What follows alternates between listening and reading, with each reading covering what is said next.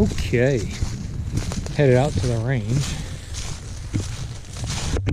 and if you've been watching this channel for any length of time, or you scrolling through some of the videos, one of the first guns, well, maybe one of the first guns I reviewed on here for black powder was the Pedersoli Cabelas Frontier, or Blue Ridge from Cabelas. The big difference between the Blue Ridge and the Frontier is the fit and finish of the barrel. Cabelas used to offer this in a bronze barrel. Now they offer it in a black barrel, which actually has kind of like a what do you call it, a baked on coating. What the heck, you guys know exactly what I'm trying to say. Cerakote, kind of like a Cerakote coating. So what's interesting about that is that it saves them money. I got this one for about $4.99, and it was percussion. I've kind of had an interesting journey with this gun. I have loved to hate it. It's a beautiful gun compared to the Pennsylvania by Pedersoli. I do think it's slightly inferior, mainly because some of the stuff that I've dealt with in getting this one to function properly. Now, it does go bang every time. I've never had an issue really with it not going bang, but I have had issues getting it to hit point of aim. I've had issues with the sights. I've had issues with what patch and ball combination it needs. I've had issues with where the sights are on relation to the gun from the factory. So I've changed the sights out. I've done a lot of work to get this thing to be shooting properly for me. Actually, and the lock. I've had an issue with the lock. I had to send the lock out to Lee Shaver, who is one of the Pedersoli dealers for repair in America. And when I sent it to him, I was sending him some pictures saying, look, the half cock, or the gun won't stay on half cock. I put it on full cock and I can push it down.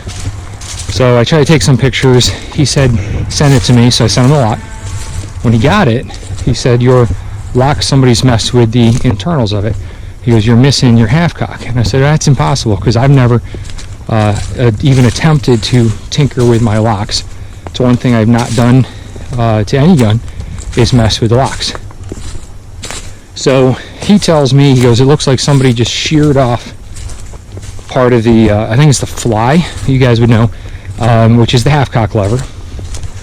I told him and assured him, I said, that wasn't me, I didn't do it. First, I've only ever had this off, like, I think twice ever. And so he replaced it under warranty, even though it was out of warranty, for I think $35. Great guy, great turnaround. You know, I've read on some forums, people have said they've had issues with him. My dealing with him, he answers his phone, he fixes your stuff, and he sends it right back. So I couldn't be happier. So I got the lock back, everything's good, and the only problem is, if you look, the hammer doesn't sit flush. And if you look on this side, the screw, same parts, but there's something missing. So I got to get a little tiny washer, maybe internally. I don't want to do it on the outside. Anyway, you take out this bolster, and I was going to put in a flintlock and get a replacement flintlock on here. And theoretically, all I would have to do is put in a liner and put in a new lock, and theoretically it should go bang, ready to go. And I still may do that, but you know, with a cap lock, I hate carrying the caps around. I do love the flintlock. At the same time, the reliability of a cap lock in severe weather supposedly is better. I hunted the last 2 years during the season with flintlock, and every time my gun's gone bang. So it's just, I guess, how you hold them and how you use them, and checking your powder and keeping it dry.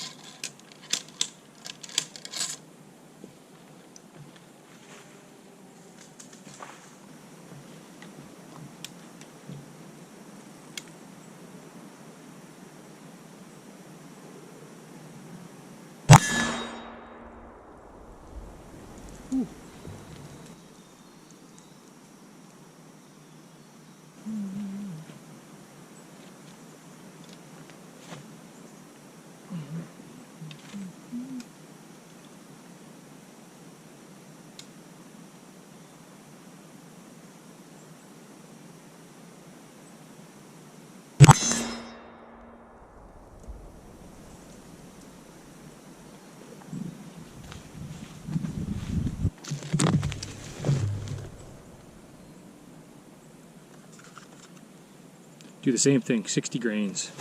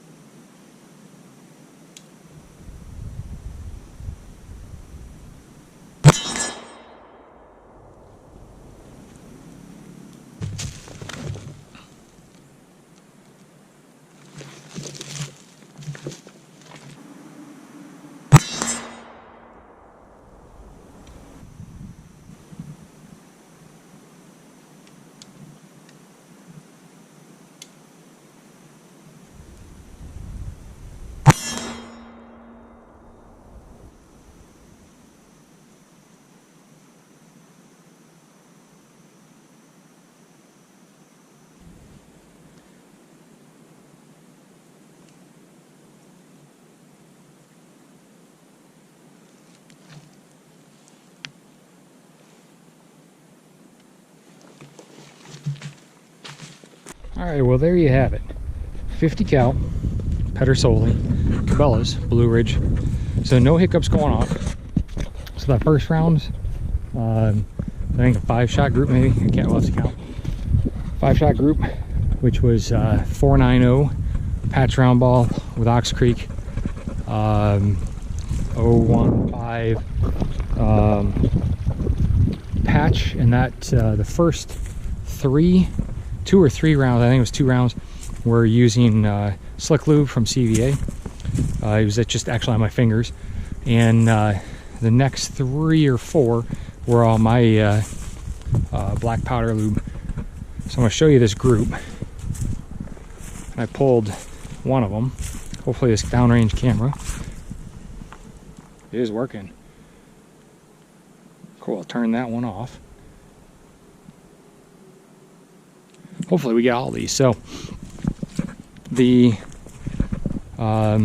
60 grains of powder, it was 2F, and that powder is actually goex. So I think it's goex. Here we go. There's 1 totally pulled, 2, 3, 4. Now the Great Plains Hunter, heavy bullet. I think it's 385 grains, something like that. Offhand, I missed. And I know why, so that's why I pulled the chair out. When I pulled the chair out, this was where I was hitting this edge right here. So The next ones was the Thompson in 275 grain, and those loaded easy. If you noticed, I had to use a calibrated rock again to get that to seat. I just couldn't get them to seat by hand. The Thompsons go in a little easier. And what's weird about my Pedersoli is about the first 5 inches, well, probably first inch, super tight, opens up to about 5 inches, all the way down to about 10, where it just drops down. It's almost like it's bulged. And it's been that way since day one, so it's nothing I did. And then it gets a little tighter and then harder. And you'll notice that sometimes I go back and I'm tapping, and then I measure my stick, because this, you know, each charge is a little different. So I have a mark on there, and I'm just confirming off of what it is for there. The hunters hit right here when they were benched, and my aim was up here. So that's a big drop at 60 grains. So if you're on a deer, if I were to aim up top, I'd put it right in the center at 50 yards. The Thompson center was this one. I mean, they all hit. You'll see them in the video, so you'll see them before I do. But then the Thompson were here offhand. I did one here, another one. This was my last one, I believe. This was the Thompson 275, and this was the Thompson 3 whatever. And I'll, you know, on there, the heavy one. And this one, I was aiming right here, offhand went here, and on this one, I was aiming right about there and went right about here, somewhere right in the section. So it's probably dead center on that one. So that 275 with 60 grains is definitely the round for that gun. And 60 grain patched round balls is definitely the load out of that gun. So again, Henry sight, rear sight from Pedersoli, and I got that from Flintlocks, etc. His website, I guess, was having some issues, but he's out of, I believe, Mass. Look him up online. Prices aren't there, but call him. He's got stock. He used to be a big gun show dealer. He's in musket caps on a musket nipple, which is it's a weird size that the Italians use. But I got those from Cabelas or Flintlocks, etc. One or the other. And one of the things that's happening with this gun is the gun is actually, some rounds blowing back to half cock, and others it's staying down. It's not consistent. The holes have not been drilled out by me. That's factory, which tells me the musket cap hole is a little big. But I was having issues a long time ago with some ignitions on my Great Plains and a few others. So the blowback, so actually what I'm probably going to do is, if I can find it, I have a titanium Spitfire nipple, and I'm going to put that back on and just use standard 11 caps, since this gun is going off consistently, and try to minimize that bounce back. It's not a big deal. It's not going to hurt it. These Pedersoli parts are cheap. They're easy to get and acquire, so if you're worried about it, you know, put on a smaller opening, but you can drill them out if you want to. But the neat thing about this gun is that this is where perseverance and persistence pays off. I have been struggling with getting this one consistent to where if a deer walked out in front of me, I know I could put the round down on it, and I know that now. And I found this out the other day. I didn't have my cameras with me. It was just when I was doing it for fun, see if that sight made any difference. So that marble sight was too thin and too small, and that was I aimed 6 inches low, but I was putting it dead center. I got some great groups out of it. If I was going to bench this one right now with the patch round ball, and this again, 1 in 48 twist patch round ball, is doing that at 50 yards. So I'm 100% confident with this gun now to 50. And once I can figure out where I'm going to put my 100-yard range, I got to clear a couple of these trees over here, and it's actually give me a nice long range. I mean, I could go higher. Right, my property goes way up there, and I'm not worried about hitting anything. But I prefer having a nice deep backstop. But yeah, 350 grain. These are 275s, and this one right here is the ticket in terms of point aim at 60 grains. I could go more, raise this other one, but that's just comfy to shoot. This gets a little harder, and then those Great Plains, they kick, you know. And I'm not a wuss when it comes to rounds kicking. I'll tell you what, that round does kick, and with that auto injury and the neck injury and the back injury, I feel that one, and that's why I like these lighter loads anyway.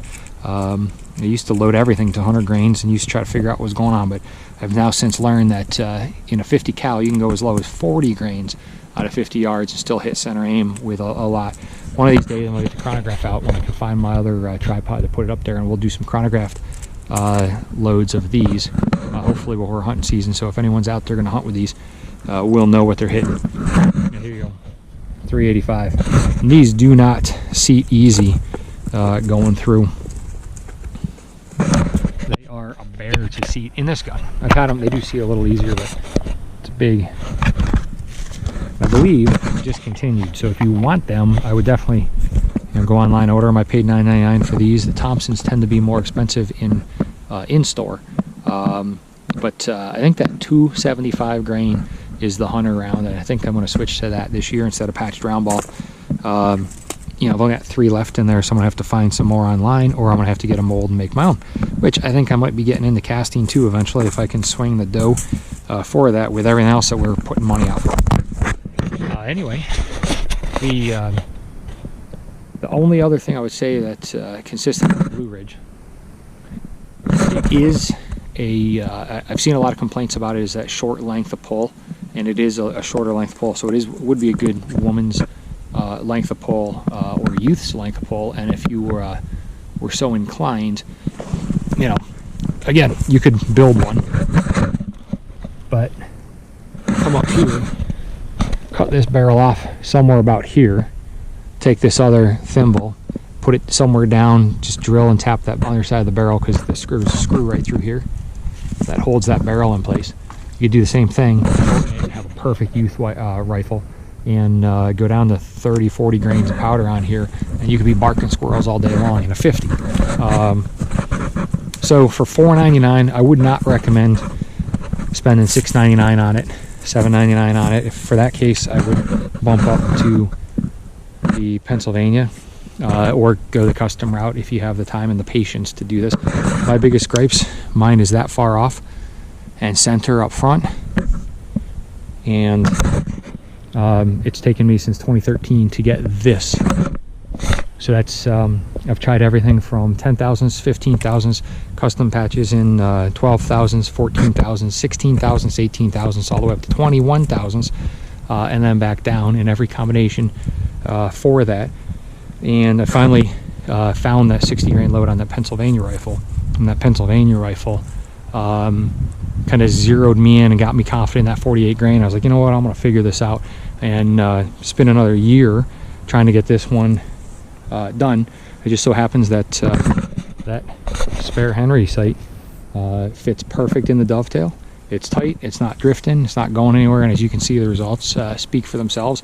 From a bench, you're going to get the results you need, and from offhand, and a lot of my shooting I try to do offhand squatting, things like that, because that's what I'm going to be doing in the woods when I'm out there with a deer. I don't have a bench, and so I'm realistic shooting for what I would be doing. So anyone who goes, oh, this is one thing or another, but that's because that's how I hunt. I'm going to lean against a tree, or I'm going to lean against the back of a chair if I'm sitting there, or I'm going to lean on a tree stand if I'm in there. So hope that helps.